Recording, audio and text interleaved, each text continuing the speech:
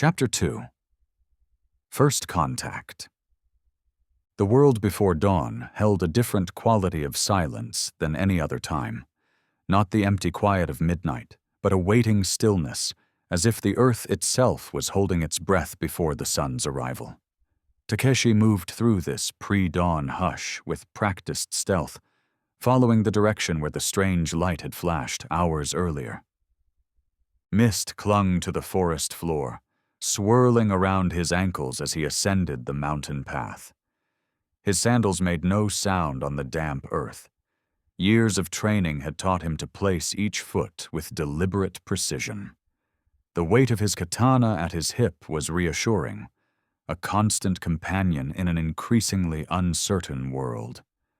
The forest grew denser as he climbed, ancient cedars stretching skyward, their massive trunks disappearing into fog-shrouded canopies.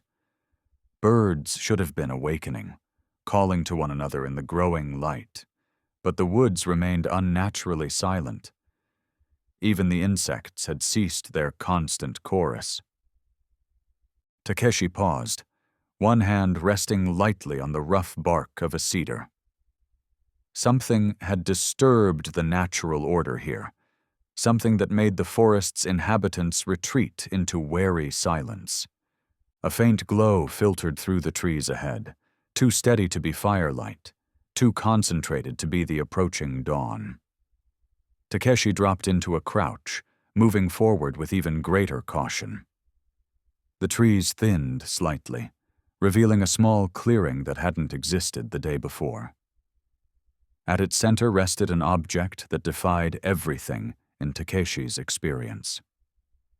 It was a vessel of some kind, though unlike any ship he had ever seen. Sleek and oval-shaped, it appeared to be formed from a material that was neither wood nor metal, but something that shared qualities of both. Its surface gleamed with a dull luster, organic curves flowing into sharp angles that seemed to change subtly even as he watched. Decorative elements adorned its hull. Complex patterns reminiscent of script, interspersed with what looked unsettlingly like trophies, objects of various materials protruding from recessed niches. Most remarkable was the complete absence of sound.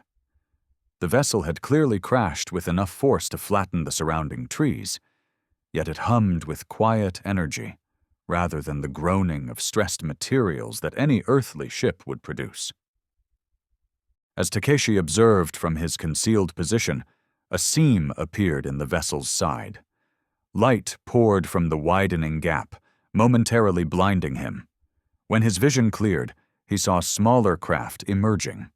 3 of them, each no larger than a palanquin, detaching from the main vessel and gliding silently into the surrounding forest. Curiosity overcame caution. Takeshi circled around, keeping to the tree line, intent on following one of the smaller vessels. The mist provided additional cover as he tracked its path through the forest, moving parallel to its course, rather than directly behind.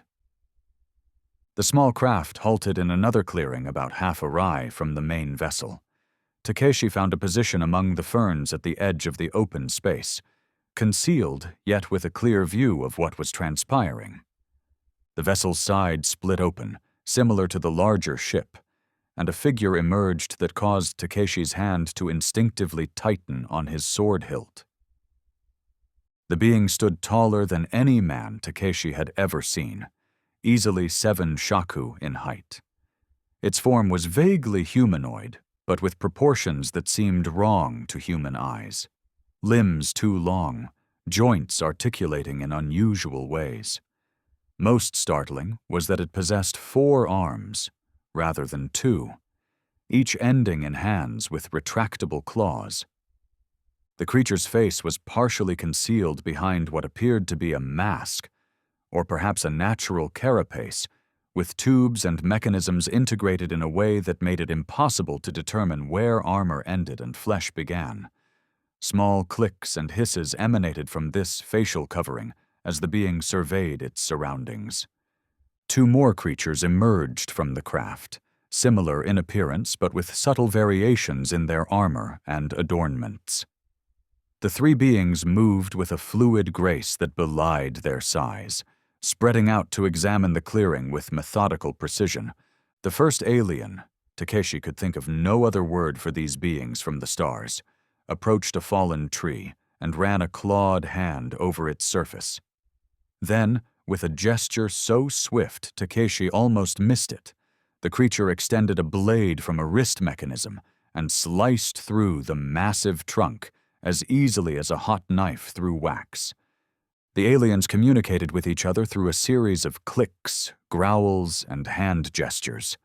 Their movements held the unmistakable discipline of warriors, economy of motion, spatial awareness, constant vigilance. These were not mere travelers, but hunters or soldiers, trained and deadly. What happened next confirmed Takeshi's assessment and added a dimension he hadn't anticipated. The lead alien activated another device on its armor. A shimmering blade of pure energy extended from it, glowing with an unearthly blue light. The creature tested the weapon against another tree, leaving a scorched gash in the ancient wood. Its companions activated similar weapons, one producing a spear-like shaft of energy, another a serrated edge that hummed ominously in the morning air. Then, in a gesture that Takeshi found both familiar and deeply unsettling, all three beings deactivated their advanced weapons and deliberately set them aside. The lead alien removed several components from its armor, placing them carefully within the small vessel.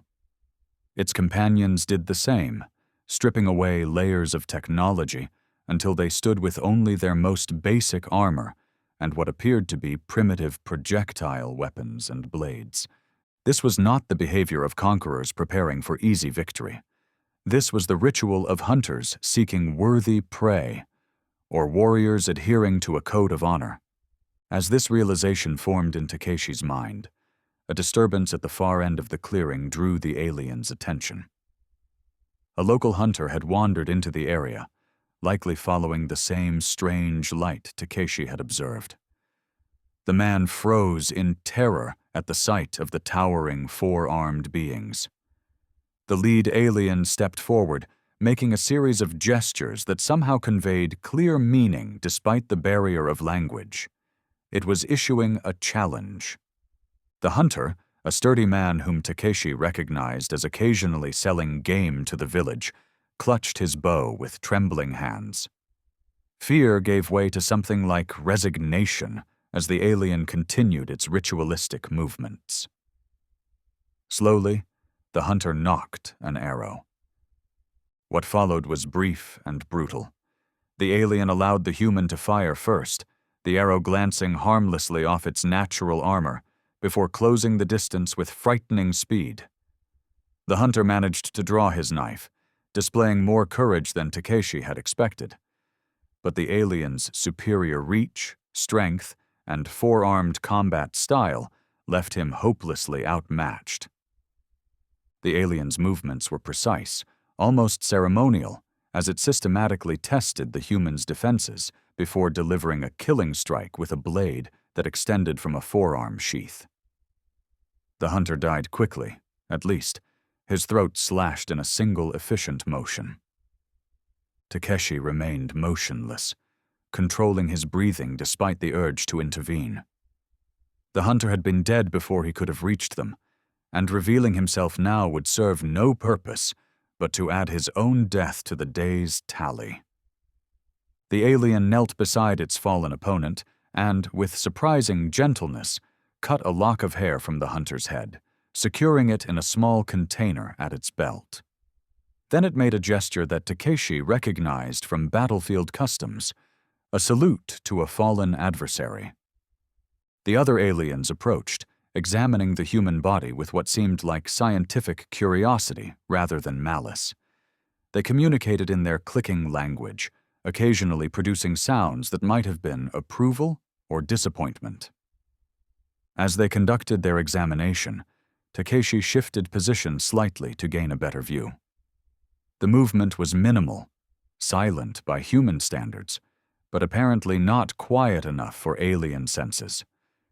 The lead alien's head snapped up, its attention focusing directly on Takeshi's hiding place. A series of rapid clicks issued from its mask as it signaled to its companions. All three beings turned toward the ferns, dropping into combat stances that displayed unnerving coordination. Takeshi knew concealment was no longer an option. With deliberate calm, he stood, right hand resting on his sword hilt, but not drawing the blade. He would not strike first, but neither would he die hiding like prey. The aliens regarded him with what might have been surprise, if such emotions could be read from their alien postures. The lead creature made a sharp gesture, and its companions spread out, moving to flank Takeshi. Time seemed to slow as the alien leader approached. It moved with the measured pace of a duelist closing to striking distance, its four arms held in a balanced stance that allowed for both offense and defense. Up close, its true size became apparent, towering over Takeshi's not inconsiderable height, its limbs corded with muscles beneath an exoskeleton-like covering. Takeshi stood his ground, maintaining the perfect stillness that came from years of meditation and martial discipline. His mind cleared of fear, of speculation, of everything except the moment and the opponent before him. The alien stopped at what would be sword's length for a human duel. It tilted its head, studying Takeshi with an intelligence that transcended the barriers of species. Then it made the same ritual gesture it had offered the hunter. A challenge. Takeshi inclined his head slightly in acknowledgement. In that moment, a strange understanding passed between them. Two warriors from different worlds, bound by the universal language of combat. The alien attacked with explosive speed, two of its arms striking high, while a third swept low. Takeshi's katana cleared its scabbard in the fluid motion of yaijutsu, intercepting the high strike while he pivoted away from the low sweep. The blade rang against the alien's natural armor, failing to penetrate but forcing it to adjust its stance. What followed was a dance of blades and bodies, a test of two completely different combat styles. The alien's four-armed technique created patterns of attack that no human opponent could replicate, forcing Takeshi to rely on instinct and adaptation rather than trained responses. Its strength was overwhelming, each blocked strike sending shocks through Takeshi's arms, yet its movements followed predictable rhythms once he began to recognize them. Takeshi fought defensively, giving ground strategically, using the alien's size and reach against it. He noted how it protected certain joints where its natural armor was thinner, filed away the timing of its breath cycles, observed the slight delay between its upper and lower arm strikes. An opening appeared, brief but sufficient. Takeshi darted inside the alien's guard and scored a shallow cut across its midsection, where two armored plates joined. Greenish fluid seeped from the wound, not gushing like human blood but slowly oozing from compressed tissues. The alien leapt back, a series of rapid clicks emerging from its mask. Its companions advanced, weapons raised, but the leader made a sharp gesture that halted them. It examined its wound with what might have been surprise, then looked at Takeshi with what could only be described as newfound respect. Takeshi knew he had been granted a reprieve, not a victory. The alien could have continued the fight, and its companions would have overwhelmed him eventually. This pause was deliberate, a hunter recognizing more challenging prey than anticipated. Using the momentary standoff, Takeshi backed slowly toward the tree line, sword still at the ready. The aliens watched him retreat, but made no move to pursue. Once he reached the cover of the forest, Takeshi turned and moved quickly back toward the village, no longer concerned with stealth but with speed. Behind him, he heard the aliens communicating in their clicking language, the tempo and volume suggesting animated discussion. He had surprised them, had shown them that humans were not merely easy prey, but potential worthy adversaries. The realization brought no comfort.